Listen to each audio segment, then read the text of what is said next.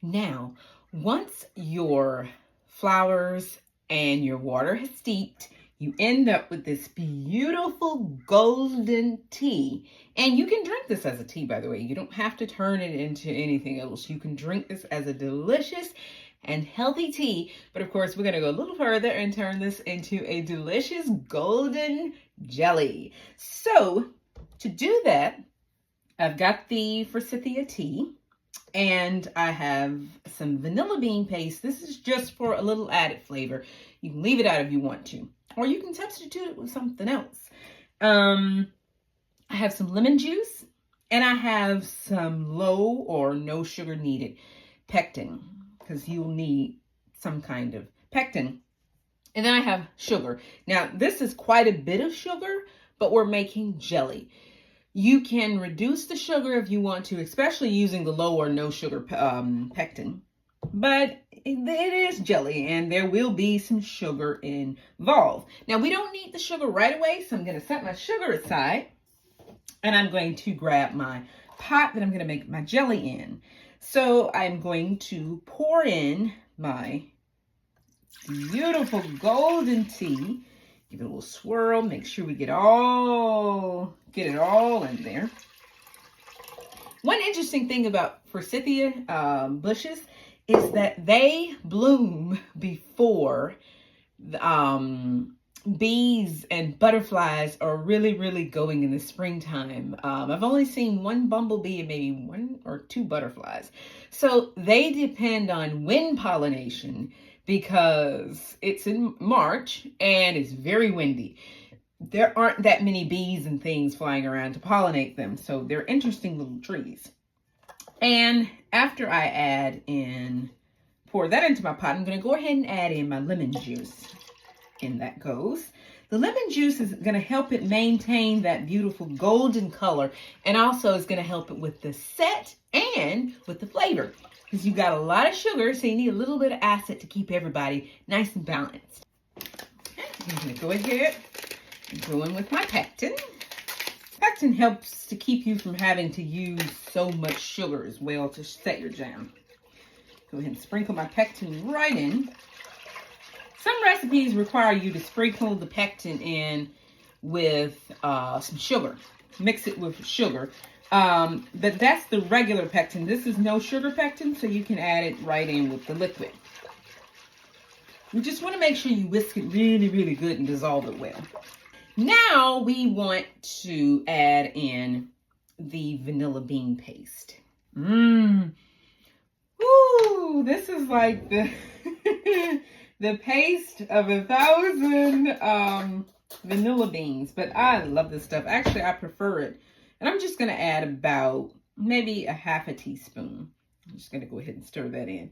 I prefer it to using regular vanilla extract, to be perfectly honest. And you can make it yourself too. It's not that difficult to make. As a matter of fact, I've been meaning to make my batch for quite some time, and I've just been a little lazy. Okay, so this is nicely mixed together. I'm going to go ahead and put this on the stove and bring this up to a full boil before we add the sugar. That's very important. You can't dump the sugar in just now. So bring this up to a full boil. Speaking of the stove, I have my jelly jars in a water bath canner. They are sterilized, and I'm keeping them hot on the stove as well. So I'll meet you over by the stove. So I have my tea mixture and the pectin and the lemon juice and the vanilla bean. Everything is getting nice. As you notice, it's already slightly thickening even without the sugar. So that's the beauty of using that no sugar or low sugar added pectin. So I'm just going to bring this up to the boil. While I'm waiting on that, I'm going to show you my jars. They are sterilized, and if you notice how cute and tiny they are, but I'm keeping them warm over my boiling water canner. And just wait for the mixture to come up to a full boil.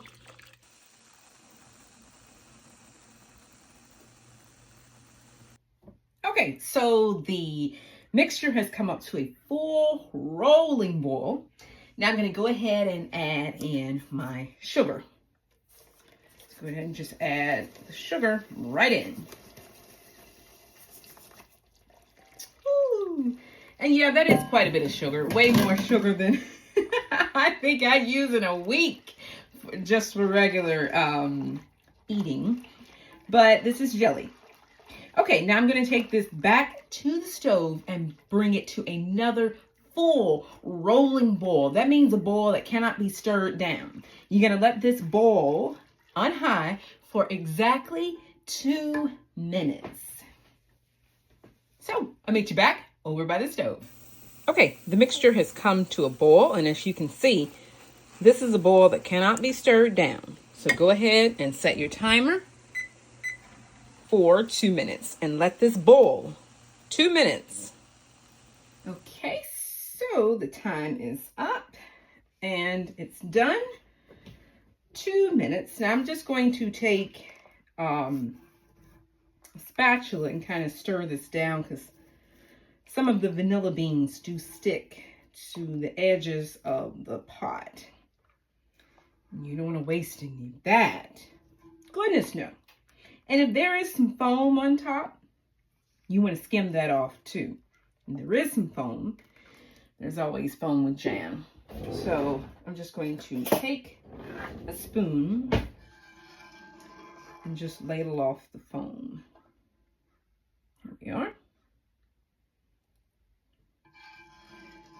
You don't have to do this, but you'll get a clearer jam if you remove the foam. Now, the only way to get this jam into these tiny little jars is to pour it into a measuring cup or something with a spout. So I'm just going to pour it into here. And then if your jam starts to cool down, no worries. Just put it back on the stove and let it warm back up.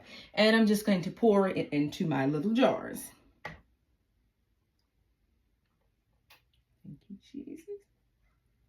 Oh, they look so cute.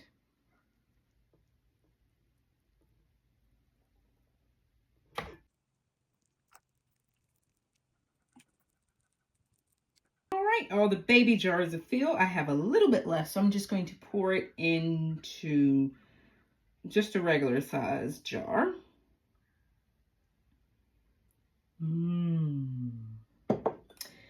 And you can see how beautiful and golden it is. It's like a little jar of sunshine, which is essentially what it is. So now I am just going to take my lids, because these little jars come with the cutest little lids, and then just close it up like that. You know, there's no need to go crazy with the tightening.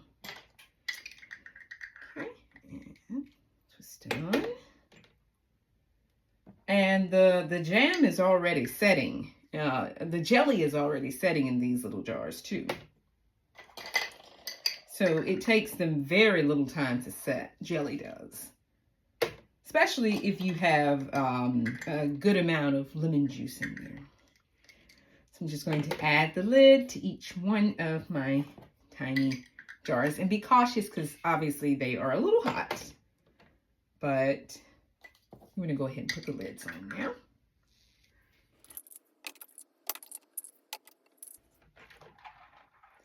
All my jars are fitted with the lids. I'm going to put these back in the water bath canner, and I'm going to process these for a few minutes.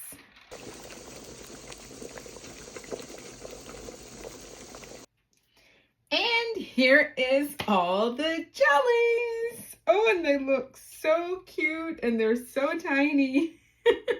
They are so tiny. Now, of course, it takes jelly a little bit of time to set. So you kind of want to do these and let them sit for a while before, if you're going to give them to friends, before you give them away, or before you store them away in your pantry, you kind of want to give them some time to completely set. Now, because I don't want you waiting for jelly to set, because jelly can sometimes take 2 weeks to set, depending on how you made it and how much pectin and sugar you added and lemon juice.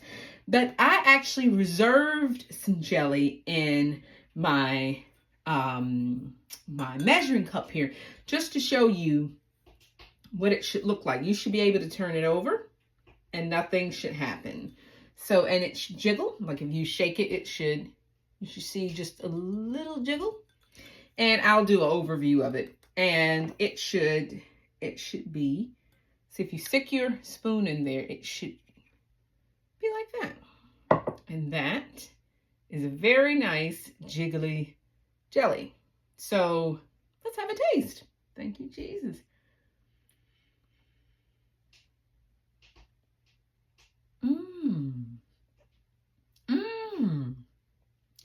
That's good. At first, it's just like very smooth. And then you get the vanilla. The vanilla is really, really up front. But underneath the vanilla and the lemon is like this floral. That's really nice. It's like, this is like a very ladylike jelly. I'm sorry, guys, but this is very ladylike, like something for your mother or your aunties or something. Oh, wow, that is so good. Because it's so smooth. It's not in your face like Concord grape jelly or even strawberry jelly. This is very, very smooth, but very floral. Like, it's not like you're just eating some lemon jam. No. You know it's not just lemon and vanilla.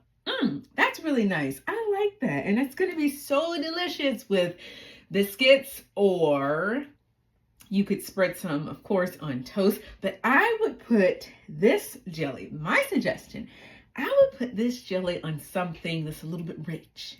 You know, like a slice of brioche, like a toasted slice of brioche, or maybe spread some on a delicious cake or something like that. Yeah, that's what I would do with this, because it's so smooth and floral. You don't want anything else to come in and overpower the flavor and just completely knock it out. So yes, that's what I would do with this. I don't know if I would put this on sourdough bread. I probably will. If I know me, I will put it on sourdough bread.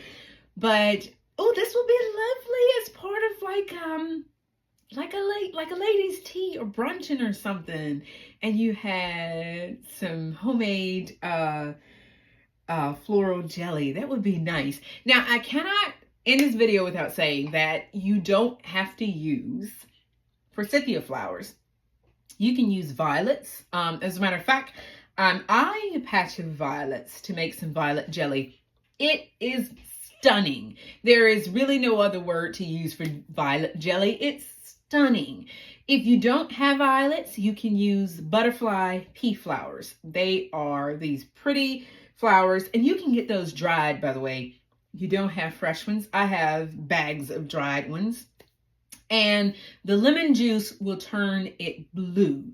Without the lemon juice, it'll have a little bit of a purple hue. When you add the lemon juice, it instantly turns blue. Violet is exactly the opposite, because I made violet jelly. And when you steep your violet flowers in water, it's a pretty blue color. When you add the lemon juice, it turns a gorgeous purple pink.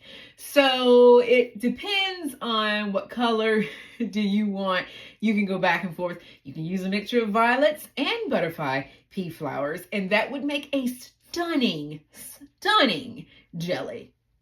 Whatever flowers you choose to use, always do your research and make sure that they are perfectly edible and safe for human consumption before you go foraging. So do your research before you get that basket and go snipping some flowers.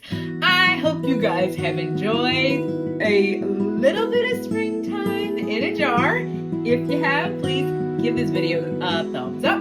Don't forget to like, share, comment, subscribe if you haven't subscribed. And the good Lord willing, I'll be seeing y'all again in another video. Take care, y'all.